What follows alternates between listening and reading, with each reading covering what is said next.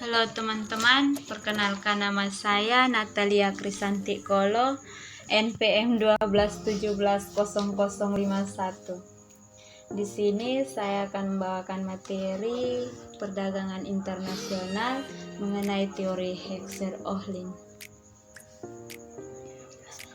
Teori perdagangan internasional modern dimulai ketika ekonom Swedia yaitu Eli Heckscher pada tahun 1919 dan Bertil Ohlin pada tahun 1933 mengemukakan penjelasan mengenai perdagangan internasional yang belum mampu dijelaskan dalam teori keunggulan komparatif.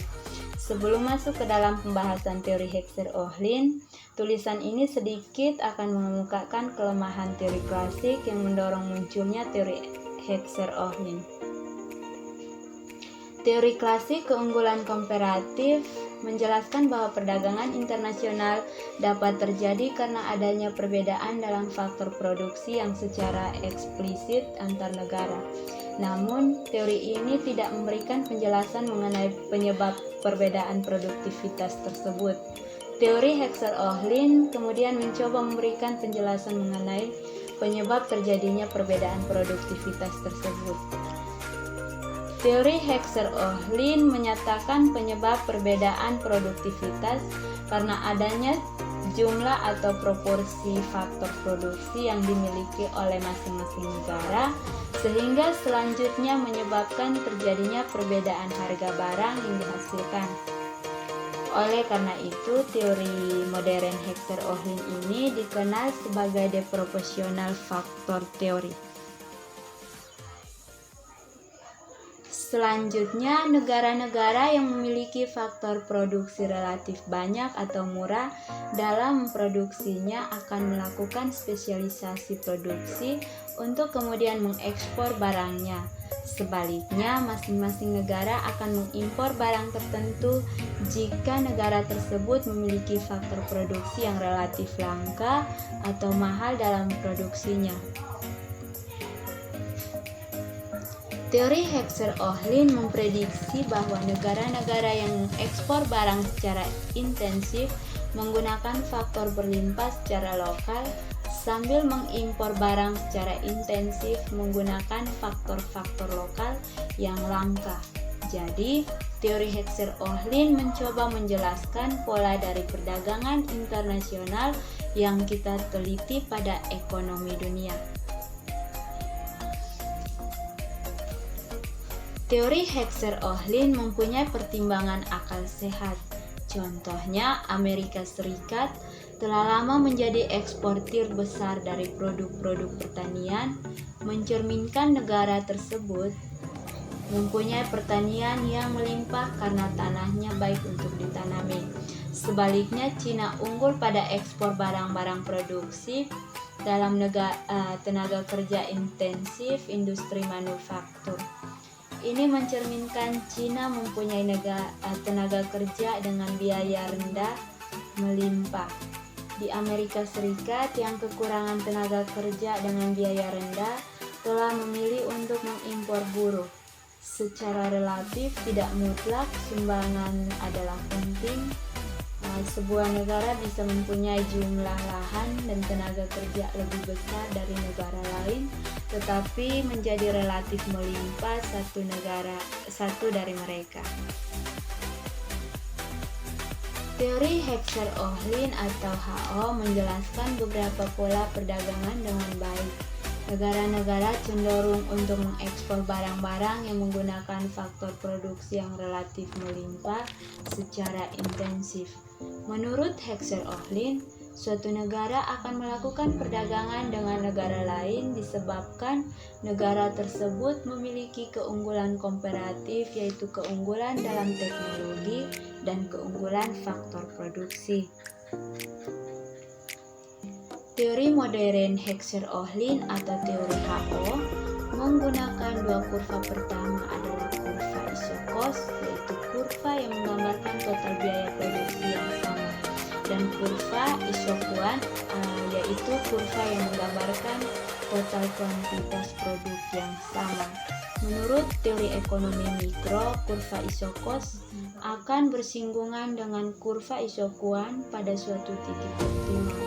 Jadi, dengan biaya tertentu akan diperoleh produk yang maksimal, atau dengan biaya minimal akan diperoleh sejumlah produk tertentu. Analisis hipotesis HO dikatakan sebagai berikut. Yang pertama, harga atau biaya produksi suatu barang akan ditentukan oleh jumlah atau proporsi faktor produksi yang dimiliki masing-masing negara. Yang kedua, comparative advantage dari suatu jenis produk yang dimiliki masing-masing negara akan ditentukan oleh struktur dan proporsi faktor produksi yang dimilikinya. Yang berikut, masing-masing negara akan cenderung melakukan spesialisasi produksi dan mengekspor barang tertentu karena negara tersebut memiliki faktor produksi yang relatif banyak dan murah untuk memproduksinya. Yang berikut, sebaliknya masing-masing negara akan mengimpor barang-barang tertentu karena negara tersebut memiliki faktor produksi yang relatif sedikit dan mahal untuk memproduksinya. Yang berikut, kelemahan dari teori Heckscher-Ohlin yaitu jika jumlah atau proporsi faktor produksi yang dimiliki masing-masing negara relatif sama, maka harga barang yang sejenis akan sama pula, sehingga perdagangan internasional tidak akan terjadi. Teori modern atau teori Heckscher-Ohlin, teori klasik hanya mampu menjelaskan tentang keunggulan mutlak dan komparatif yang memunculkan anggapan bahwa ada 3 faktor utama yang menentukan atau mempengaruhi keunggulan suatu negara dalam produksi suatu komoditas. Teori modern mengkaji lebih dalam mengenai faktor-faktor lain yang mungkin menyebabkan suatu negara memiliki keunggulan komparatif dibandingkan dengan negara lain.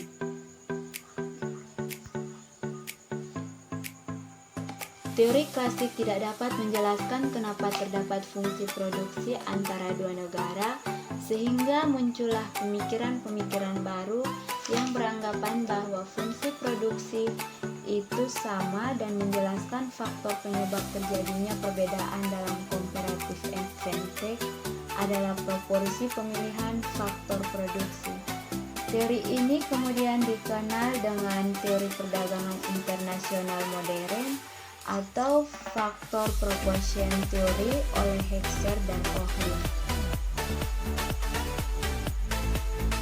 Teori klasik menjelaskan bahwa keuntungan dari perdagangan internasional itu timbul karena adanya comparative advantage yang berbeda antara dua negara.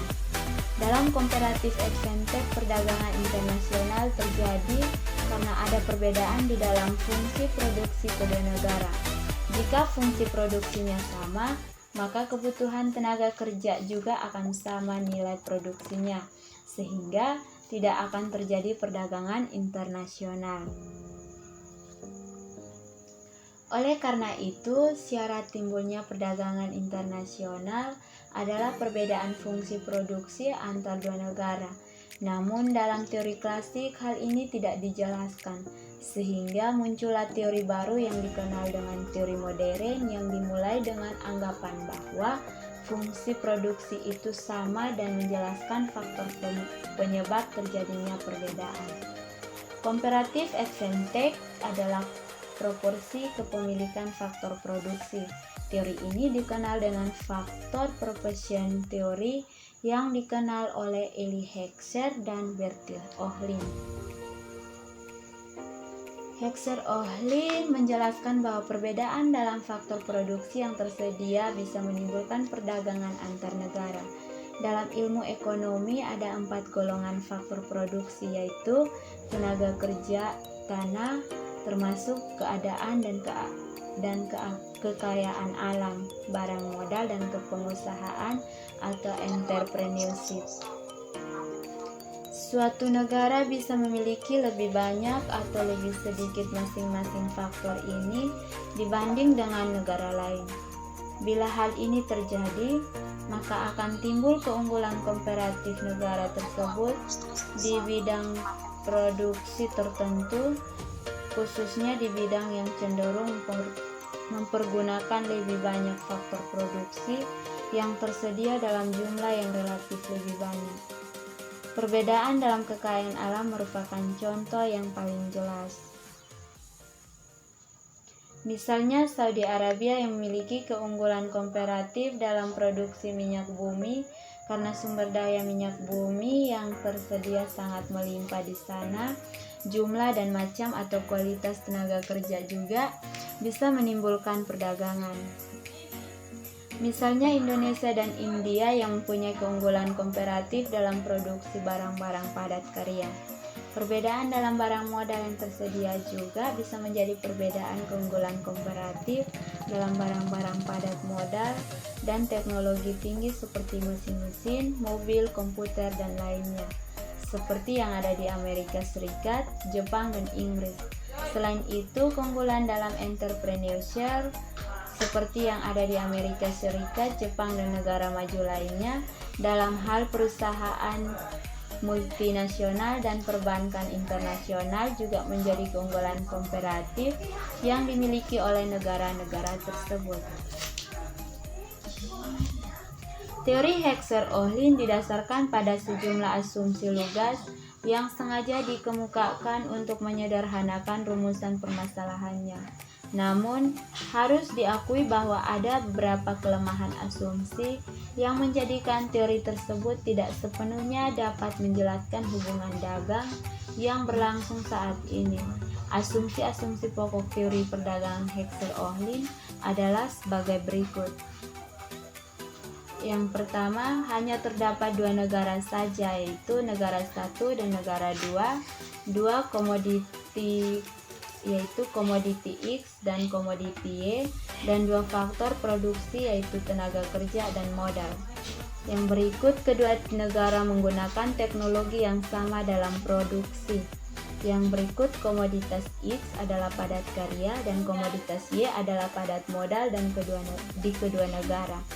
Yang berikut, kedua komoditas yang diproduksi diukur dalam skala hasil konstan. Yang berikut, ada spesialisasi tidak menyeluruh dalam produksi di kedua negara. Yang berikut, selera yang sama di kedua negara. Yang berikut, ada persaingan sempurna di kedua komoditas dan pasar faktor produksi di kedua negara. Ada mobilitas faktor yang sempurna di dalam setiap negara, tetapi tidak ada mobilitas faktor produksi secara internasional. Tidak ada biaya transportasi, tarif, atau penghalang lain untuk arus bebas perdagangan internasional. Semua sumber daya sepenuhnya digunakan di kedua negara. Perdagangan internasional antara dua negara seimbang. Inti dari model Heckscher-Ohlin adalah bahwa suatu negara cenderung untuk mengekspor barang yang menggunakan lebih banyak faktor produksi relatif melimpah di negara tersebut. Jika dikaitkan dengan kenyataan secara umum, jawabannya adalah benar. Negara-negara yang memiliki sumber daya alam tertentu yang jumlahnya relatif melimpah akan cenderung mengekspor sumber alam yang melimpah tersebut seperti Saudi Arabia, Prancis, dan Spanyol. Begitu pula dengan negara berpenduduk padat tetapi relatif kurang memiliki faktor produksi kapital dan cenderung mengekspor barang-barang yang padat karya seperti India, Indonesia, dan Tiongkok. Sedangkan yang memiliki faktor produksi modal atau kapital akan relatif mengekspor barang-barang padat modal seperti Amerika Serikat, Jepang, dan Inggris. Teori Heckscher-Ohlin secara tidak langsung menjelaskan bahwa suatu negara akan melakukan perdagangan dengan negara lain jika negara tersebut memiliki perbedaan selera yang ditandai dengan perbedaan kondisi ekonomi negara yang melakukan perdagangan. Sebagai contoh adalah negara maju akan berdagang dengan negara berkembang karena perbedaan sumber daya yang dimiliki dan faktor produksi yang berbeda antara negara maju dan berkembang. Oke, baik, inilah hasil materi yang saya bawakan. Sekian dan terima kasih.